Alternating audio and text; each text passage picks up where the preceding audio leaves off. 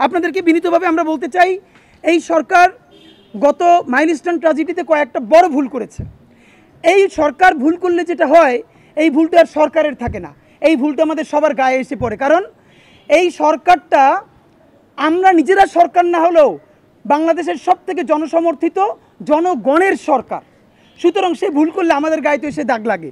দেখেন, আমাদের যে পাইলট ভাই শহীদ হলেন, অবশ্যই তাদের যে বাহিনীর প্রোটোকল আছে সেটা মেনটেন করে তাকে জানাজা দিতে হবে, তাকে দাফন করতে হবে, আমরা তার জন্য দোয়া করছি। কিন্তু আমরা একটা কেমন একটা এলিটপনা আমাদের মধ্যে তৈরি হয়ে গেছে। এবং কি মুক্তিযুদ্ধেও দেখেন 7 জন বীরশ্রেষ্ঠ, এর মধ্যে সিভিলিয়ান কয়জন?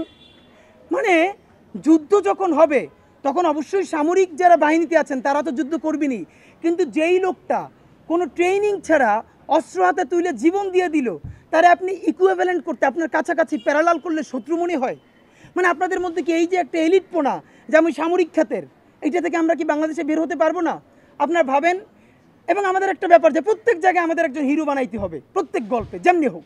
ফেসবুকে আমাদের এই যে মেহেরিন ম্যাম, মানে এটা তো আমাদের বলা আমাদের জন্য কঠিন, তার 2টো সন্তান, এই 2টো সন্তানকে, এবং তিনি চাইলেই ওখান থেকে বের হয়ে যেতে পারতেন, তিনি সেফ এক্সিট নিতে পারতেন।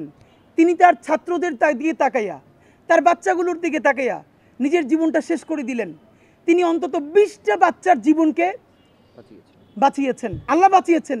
তিনি সর্বোচ্চ চেষ্টা করলেন, নিরাপত্তার চাদরে বাচ্চাদেরকে বুকের মধ্যে জড়াইয়া প্রত্যেককে বের করলেন।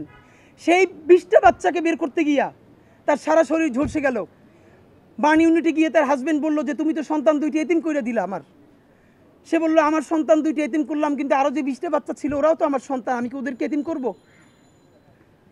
হাজব্যান্ডের হাতটা বুকের উপর নিয়ে বলতেছে যে তোমার সাথে আমার আর কোনোদিন দেখা হবে না। তো ভয়াবহ ব্যাপার, আপনি চিন্তা করতে পারছেন? তার জানাজায় এই রাষ্ট্রের একজন উপদেষ্টার সময় হয় না যে তার জানাজায় গিয়ে থাকা। মেহেরিন ম্যামকে রাষ্ট্রীয় সম্মাননা দিয়ে যদি দাফন করা হতো তাহলে এই রাষ্ট্রের কি ক্ষতি হইতো? এই রাষ্ট্রের এত বুদ্ধি, সেই যে আঞ্চলিক কার্যালয় বসায়, এটা করে সেটা করে, এটুকুন বুদ্ধি হইল না? মেহেরিন ম্যাম উনি শিক্ষক, উনি বেঁচে যেতে পারতেন, বাচ্চাগুলোর বাঁচাইতে গিয়ে জীবনটা শেষ করে দিল। ওনাকে রাষ্ট্র সম্মান না জানালে কার সম্মান জানাবে? দেখেন, তাকে রাষ্ট্রীয় সম্মাননাও দেওয়া হয় নাই, একজন উপদেষ্টাও তার কবরে গিয়া তার জানাজায় গিয়ে উপস্থিত হইতে পারে নাই। এ রাষ্ট্র আমরা কবে বানাবো? এটা আমাদের জন্য লজ্জা। তো রাষ্ট্র এখন কী করবে আমরা জানি না। আপনাদেরকে বলি আরও একটা ভুল তারা কী করেছে। এই যে ইন্টারমিডিয়েটের পরীক্ষা চলতেছে, এইচএসসি পরীক্ষা, দেখেন এখানে যারা নিহত হয়েছে, আহত হয়েছে, এদের অনেক ভাই বোন তারাও তো নিশ্চয়ই এখন আছে। তো যার ভাই, যার বোন, খুব কাছের রিলেটিভ এইভাবে মরে গেছে, সে কিভাবে পরের দিন এইচএসসি পরীক্ষায় বসবে? একদিকে সে শোক দিবস ঘোষণা করেছে, অন্যদিকে সে পরীক্ষা চালায়। এই যে আমলাতন্ত্র, এই যে বুইরাদেরকে দেখতে পারি না, কারণ জন্ম নিছে বহু আগে, আমলাতন্ত্র দিয়ে রিটায়ারমেন্টে গেছে, এরপরে আবার এসে যোগ দিছে, বুদ্ধি তো আগের কালের। আর ভাই এখন ডিসিশন নিতে হয় 5 মিনিটে, এখন অফিসিয়ালি সেট আপ কইয়া তারপরে চা খাবেন, বিস্কিট খাবেন, মিটিং করবেন, এই দিন নাই।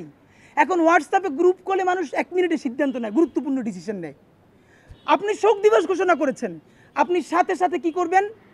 সারা বাংলাদেশে পরের দিন শিক্ষা প্রতিষ্ঠানকে আপনি দোয়ার আয়োজন করতেন যে সকল শিক্ষা প্রতিষ্ঠানে দোয়া হবে, ক্লাস হবে না, শেষ।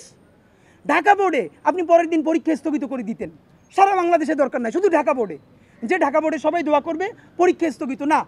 একদিকে আপনি শোক দিবস ঘোষণা করলেন, এই দগদগে আমরা তো জানি না এখানে কার কার আত্মীয় এইচএসসি পরীক্ষার্থী।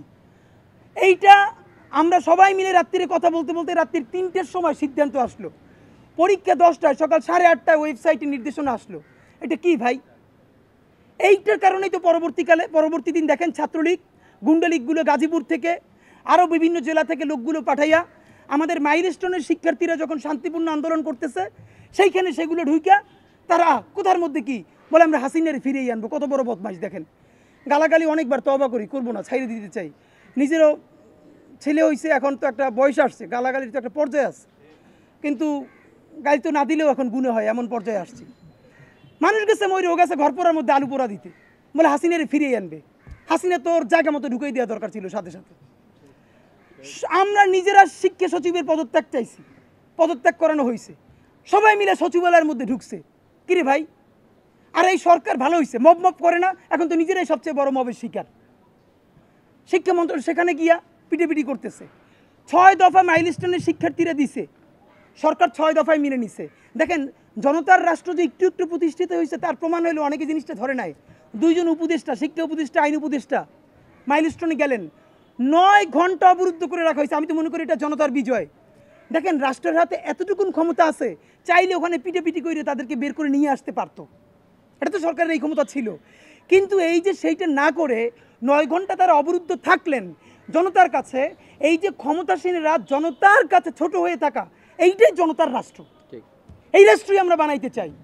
আমরা বিএনপিরে বলতে চাই, আপনারাও যদি এরকম ভুল করেন, জনতা আপনাদেরকে আটকাবে, তখন ছাত্রদল যুবদল পাঠাইয়া বা জামাতের কেউ আটকা পড়লে শিবির বা জামাতরে পাঠাইয়া পিটাপিটি করে মুক্তি পাওয়া যাবে না। বুঝাইতে হবে, হাত পা ধরতে হবে, প্রয়োজনে একদিন অবরুদ্ধ থাকতে হবে, তারপর বেরিয়ে আসতে হবে। এটাই জনতার রাষ্ট্র, এই রাষ্ট্রটাই আমরা চাই। এবং আমরা সরকারকে ধন্যবাদ জানাইতে চাই যে তারা শত ঝুঁকি থাকা সত্ত্বেও মাইলস্টোনে গেছেন এবং অবরুদ্ধ থেকেছেন। এটা তো একটা আমরা তাদের প্রশংসা করছি। সব থেকে গুরুত্বপূর্ণ যে ব্যাপারটা আপনাদেরকে বলা দরকার, লাশ গুম। আমরা নিজেরাও এই ব্যাপারে দেখেন, ইন্ডিভিজুয়াল অ্যাক্টিভিজম একটা জিনিস। আমরা যখন কথা বলি এটা তো ব্যক্তি না, একটা আমরা সংগঠন হয়ে কথা বলি। আমরা চাইলেই একটা আন্দাজে কথা বলতে পারি না। আমরা ভীষণভাবে বিভিন্ন স্টেক থেকে খবর নেওয়ার চেষ্টা করেছি। দেখেন এই সরকারের হাজারটা দোষ ত্রুটি থাকা সত্ত্বেও এইটা কিন্তু হাসিনার সরকার না, এইটা ভারতের সেবাদাস সরকার না, এইটা কিন্তু এখন আর্মি আর ডিজিএফ এর আয়নাঘরের রাষ্ট্র না। এই রাষ্ট্রটা এখন যেমনিভাবে হোক জনতার রাষ্ট্র। এই যে সবাই বলছে, দেখেন যেটা হয়েছে ওইখানে কি ম্যাসাকারটা ঘটেছে, অনেকেই অনেককে দেখেছে অ্যাম্বুলেন্স বের হয়ে যেতে, কিন্তু ওইখানের মানুষ মেন্টালি এত শক ছিল, গুনে গুনে লাশ বের করার মতো কোনো অবস্থা কারো ছিল না। এটা তো বাস্তবতা। আর্মি পর্যন্ত হিমশিম খেয়েছে। আর্মির 101টা সমালোচনা আছে, তবুও তো আমরা এই জায়গাটায় প্রশংসা করতে চাই যে আর্মি, ইভেন আর্মিদের ট্রেনিং ভালো, তারা পর্যন্ত ক্লান্ত হয়ে দেখছি মাঠে শুয়ে পড়েছে আর পারতেছে না। দেখেন আর্মির 101টা সমালোচনা আমরা করব, কিন্তু যেই আর্মি গত 11টা মাস ধরে ক্যান্টনমেন্ট থেকে বের হয়ে শুধু আইন শৃঙ্খলা বাহিনীর জন্য যেই সোলজার আমার ভাইয়েরা যান পরাণ দিয়ে চেষ্টা করতেছে, তাদের মুখের দিকে আমরা তাদের প্রশংসা করতে হবে। প্রথমত কথা হইল, এখানে লাশ গুম কী করে হওয়া সম্ভব? দেখেন এইটা কিন্তু কাউরে রাস্তা থেকে গুম করে ফেলে নাই। এইখানে স্কুলে এই ক্লাসে ঠিক কতজন শিক্ষার্থী ক্লাস করতেছিল এর ডেটা কিন্তু পুরো স্কুল কর্তৃপক্ষের কাছেও আছে, প্রত্যেক বাবা মায়ের কাছেও আছে। কারণ কোন বাবা মা তার সন্তানরা স্কুলে পাঠাইছে সেই বাবা মা তো জানে, গার্ডিয়ানরা সামনে অপেক্ষা করতেছে। নাম্বার 1। নাম্বার 2 হইল, এইখান থেকে যে লাশগুলো পাওয়া গেছে এখন পর্যন্ত আমরা মনে হয় 30 জন, 29 জন অফিসিয়ালি ঘোষণা করা হয়েছে। আরও 6টা লাশ ডিএনএ স্যাম্পলিংয়ের জন্য সিআইডিতে যোগাযোগ করতে রাখা হয়েছে, ভালো করে বোঝা যাচ্ছে না। কিন্তু এই মৃত্যু আমরা জানি, অনেকে বলবে আমাদের বার্ন ইউনিটের যে ভাই বোনেরা আছে এরা অনেকেই সার্ভাইভ করতে পারবেন, আমরা তাদের জন্য দোয়া করি, ভয়াবহ অবস্থা তাদের। কিন্তু ব্যাপার হলো এই যে লাশ গুম করা হচ্ছে এই কথাটা যারা বলছেন, একটা পরিবারও কি এসে বলেছে যে আমার সন্তান স্কুলে গেছিল তার লাশটা পাই না?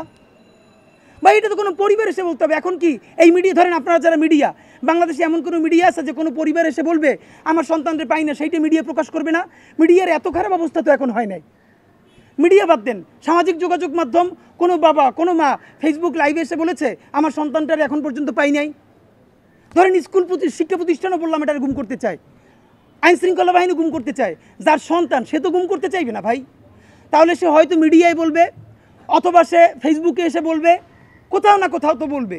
তো ফেসবুকেও বলতেছে না, কেউ ক্লেইমও করতেছে না। তো এই জনদরদি কারা কোত্থেকে আসলো যে লাশ গুম করে ফেলা হচ্ছে? নাম্বার 2, এই লাশগুলো তো কোথাও না কোথাও, মানে যার সন্তানই ভাই সে পোড়া হোক, সে তো জানাজা দিছে বা দিবে, তো সে জানাজাই যদি দেয় তাহলে লাশ গুম করা হয়েছে কেমনে? তো এখন আমাদের বলতে হবে, আমরা আপনাদের মাধ্যমে বলতে চাই, এমন কোনো বাবা মা আপনারা যদি থাকেন আপনার সন্তানের লাশ বুঝে পান নাই, আমাদের কি রিচ করেন, অথবা আপনারা মিডিয়ার সামনে আসেন। কিন্তু এইসব কথাবার্তা না বলে এই যে যা ইচ্ছে তাই লাশ গুম, এগুলো তো হলো এই রাষ্ট্রের বিরুদ্ধে আর একটা ষড়যন্ত্র।